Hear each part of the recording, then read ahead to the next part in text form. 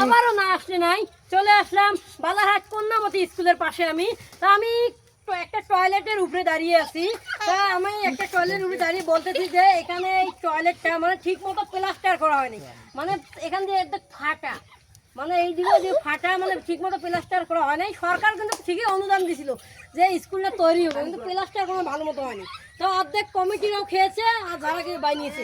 তো আমাদের আপনারা যে এই ভিডিওটা দেখছেন, এই ভিডিও মানে যে কোনো জায়গায় স্কুল বানালে আগে মানে জিনিসটা দেখবেন, দেখে তারপর লোক নিয়ে তারপর ভালো করে বানাবেন। তো আমাদের এই চরাঞ্চল জায়গা তো মানে যেমন পাচ্ছেন তেমনই ছুঁয়ে চলে গেছে। তো আমি আশা করি আমাদের এই বাংলাদেশ সরকার এই তারেক রহমান স্যার এই ভিডিওটা দেখবে। তা আমাদের অনেকেই আছে গ্রাম অঞ্চলে, এই ভিডিওটা তাদের কাছে যাবে।